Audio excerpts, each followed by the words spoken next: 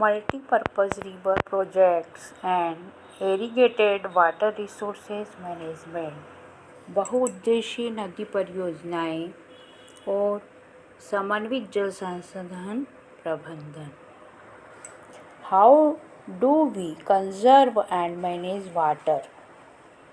Archaeological and historical records show that from ancient times we have been constructing sophisticated hydraulic structures like dams built of stone, rubble. Reservoirs are lakes, embankments, and canals for irrigation. We have continued this tradition in modern India by building dams in most of our river basins. हम जल का संरक्षण और प्रबंधन कैसे करें? पुरातत्व वैज्ञानिक और ऐतिहासिक दस्तावेज बताते हैं कि हमने प्राचीन काल से सिंचाई के लिए पत्थरों और मलबे से बांध, जलाशय अथवा झीलों के तटबंध यानी किनारे पर बंदिकाएं बनाकर और नहरों जैसी उत्कृष्ट जलीय कृतियाँ बनाई थी. हमने यह तरीका आधुनिक भारत में भी जारी रखा है और अधिकतर नदियों के बेसिनों में बांध बनाए गए हैं.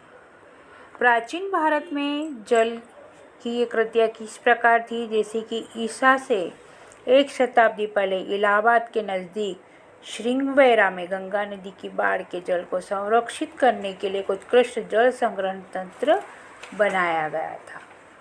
चंद्रगुप्त मौर्य के समय भी बड़े स्तर पर बांध, झील और सिंचाई यंत्रों का निर्माण करवाया गया था. कलिंग उड़ीसा में, नागार्जुनकोंडा आंध्र प्रदेश में, बेन्नूर कर्नाटक और कोल्हापुर महाराष्ट्र में उत्कृष्ट सिंचाई तंत्र होने के सबूत मिले हैं. अपने समय की सबसे बड़ी कृत्रिम झीलों में से एक भोपाल झील भी 11वीं शताब्दी में बनाई गई थी. 14वीं शताब्दी में इल्तुतमिश ने दिल्ली में सीरी किले क्षेत्र में जल की सप्लाई के लिए हौज खास एक विशिष्ट तालाब बनवाया था. What are the dams and how do they help us in conserving and managing water? Dams were traditionally built to impound rivers and rainwater that could be used later to irrigate agricultural fields. Today, dams are built not just for irrigation but for electricity generation, water supply for domestic and industrial uses, flood control, recreation, inland navigation, and fish breeding. Dams are now referred to as multi-purpose projects where the many uses of the impounded water are integrated with one another. The Satluj Bees River Basin, the Bhakra Nagal project water is being used both for tidal power production and irrigation. Similarly, the Hirapun project in the Mahanadi Basin integrates conservation of water with flood control. Multi-purpose projects launched after independence with their integrated water resources management approach were thought of as the vehicle that would lead the nation to development and progress.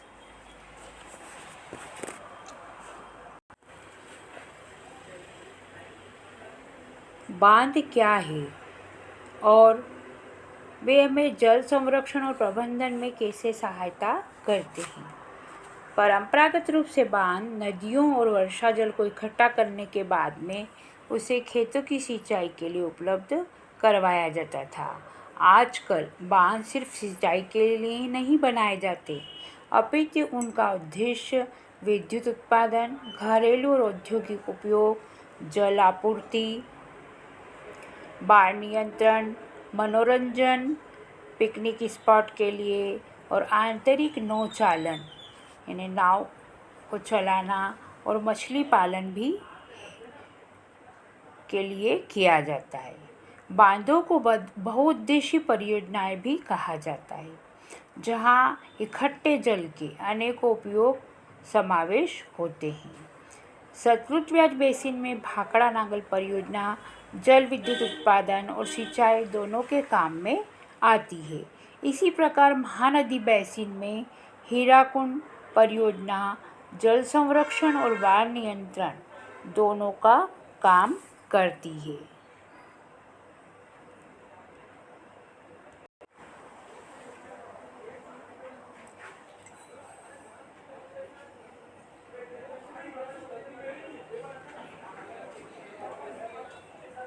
Multi-purpose projects launched after independence with their integrated water resources management approach were thought of as the vehicle that would lead the nation to development and progress. A dam is a barrier across flowing water that obstructs, direct or retards the flow, often creating a reservoir, lake or impoundment. Dam refers to the reservoir rather than the structure. Most dams have a section called a spillway or weir over which or through which it is intended that water will flow either intermittently or continuously. Dams are classified according to structure, intent and purpose or height. Based on structure and the materials used, dams are classified as timber dam. Embankments dams are masonry dams with several subtypes according to the height. Dams can be categorized as large dams and major dams, or alternatively as low dams, medium height dams and high dams. बांध बहते जल को रोकने, दिशा देने या बहाव कम करने के लिए खड़ी की गई एक बाधा है, जो आमतौर पर तालाब, झील अथवा जल भरने का काम करती है। बांध का अर्थ जलाशय या तालाब से लिया जाता है, न कि इसके ढांचे से। अधिकतर बांधों में एक ढलवा हिस्सा होता है, जिसके ऊपर से या अंदर से जल रुक रुक कर या लगातार बहता रहता है। बांधों का वर्गीकरण उनकी संरचना और उनके क्या उद्देश्य या ऊंचाई के अनुसार भी किया जाता है। संरचना और उनमें प्रयुक्त पदार्थों के आधार पर बांधों को लकड़ी के बांध, तटबद्ध बांध या पक्का बांध के अलावा कई उपवर्गों में भी बांटा जा सकता है। ऊंचाई के अनुसार बांध को बड़े बांध और मुख्य बांध या नीचे बांध, मध्यम बांध और उच्च बांधों में भी बांटा जा सकता है।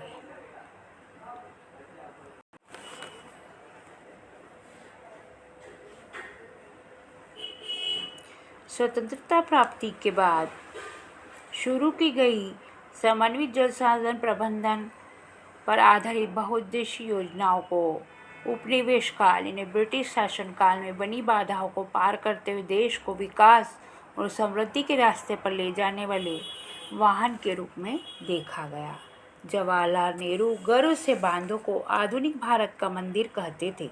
उनका मानना था कि इन परियोजनाओं के चलते कृषि और ग्रामीण अर्थव्यवस्था, औद्योगिकरण और नगरीय अर्थव्यवस्था समन्वित रूप से विकास कर पाएगी।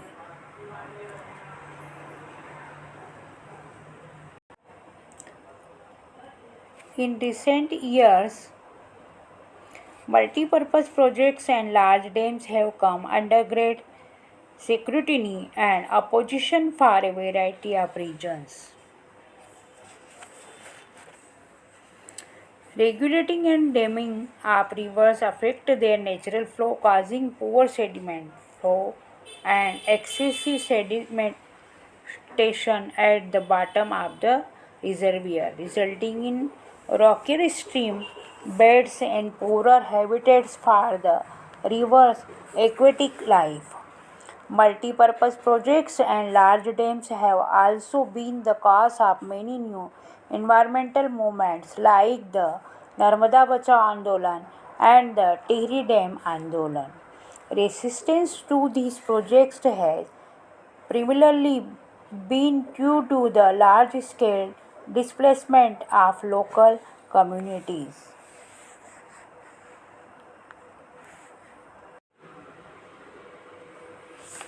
बहुउद्देशीय परियोजनाएं और बड़े बांध कई कारणों से परिनिरीक्षण और विरोध के विषय बन गए हैं।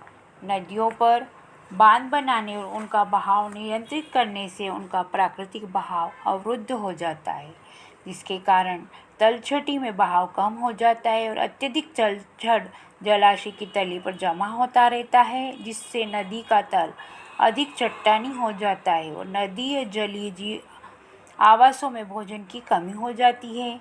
बांध नदियों को टुकड़ों में बांध देते हैं, जिससे विशेषकर अंडे देने की ऋतु में जलीय जीवों का नदियों में स्थानांतरण रुक जाता है। बाढ़ के मैदान में बनाए जाने वाले तालाबों द्वारा वहाँ मौजूद वनस्पति और मिट्टियाँ जल में डूब जाती है, जो आगे जाकर नष्ट हो जाती है। बहुउद्देशीय परियोजनाएं और बड़े बांध नए पर्यावरणीय आंदोलनों जैसे नर्मदा बचाओ आंदोलन और टिहरी बांध आंदोलन के कारण भी बन गए हैं।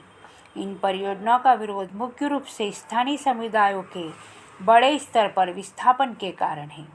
आमतौर पर स्थानीय लोगों को उनकी जमीन, आजीविका और संसाधनों से लगाव एवं नियंत्रण देश की बेहतरी के लिए कुर्बान करना पड़ता है।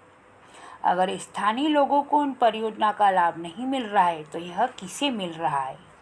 जमींदारों और बड़े किसानों को, या उद्योगपति और कुछ नगरीय केंद्रों को? गांव के भूमिहीनों को ही लीजिए, क्या वास्तव में इसी परियोजनाओं से वे लाभ उठा पाते हैं? सिंचाई ने कई क्षेत्रों में फसल प्रारूप परिवर्तित कर दिए हैं।